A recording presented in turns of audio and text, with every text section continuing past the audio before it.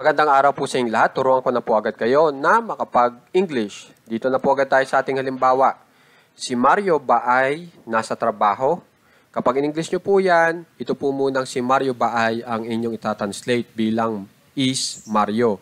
Sumunod po itong nasa trabaho bilang at work. Is Mario at work?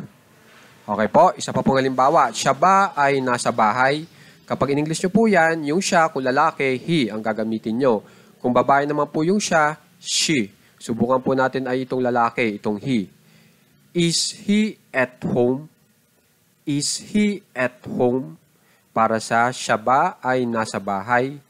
Ngayon po, ito pong salitang home, maaari pong wag samahan ng preposition na at. Pero ganun pa rin po ang magiging ibig na sabihin. At ito po yung ating halimbawa. Siya ba ay nasa bahay? Kapag in English nyo po yan, is he home? Is he home? So, kaya lang po mamili kung may at o wala para sa salitang home. Okay po? Sumunod, sila ba ay nasa eskwelahan? Kapag yan ay in English po, are they at school? Are they at school? Okay po? Ngayon, subukan naman po natin ay may dalawang pangalan na partikular. Itong Mario at Luigi. Sina Mario at Luigi ba ay nasa tindahan? Sina Mario at Luigi ba ay nasa tindahan? Kapag in English nyo po yan, are Mario and Luigi at the store? Are Mario and Luigi at the store? Okay po. Ngayon po, naglalagay po tayo ng the na salita po para masabi na yung sinasabi ko ay alam mo rin. Yung lugar na sinasabi kong tindahan ay alam mo rin. Okay po. So, pag tinanong ko yan, maiisip po yung tindahan na iyon. Okay? Na tinutukoy ko. Okay po? Sumunod.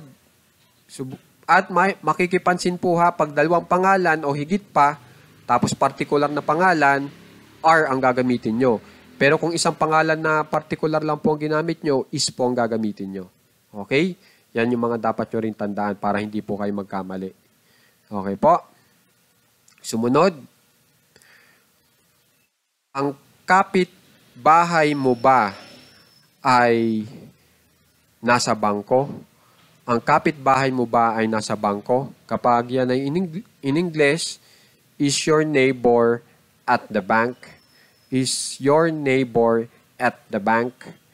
Okay po. Tapos isa pang halimbawa.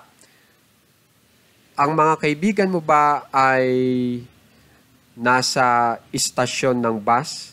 Ang mga kaibigan mo ba ay nasa istasyon ng bus? Kapag in English po yan, are your friends at the bus station? Are your friends at the bus station? Okay po. Ngayon po, meron ditong at the airport, at the restaurant, at the gym, at the door. Okay? So makikitanda na lang po itong mga may at na preposition. Pagdating dito sa home, pwedeng tanggalin yung at. Okay? At saka ito pong nasa unang listahan natin para makabuo na po agad kayo ng tanong kung saan ay inaalam nyo yung lokasyon noong tao. Na yung taong ating pinag-usapan ay itong si Mario, itong he, she, they, Mario, and Luigi, iyong kapitbahay o yung iyong mga kaibigan. Inaalam nyo po kung nasaan sila ngayon. Okay po? So, sana may kipag-aralan po ng maigi ito. Okay? Para makapag-English na po agad kayo. At saka, kitang-kita nyo naman po na ito ay gamit na gamit. Kaya, makakapag-English na rin po agad kayo. Okay po? Maraming salamat po.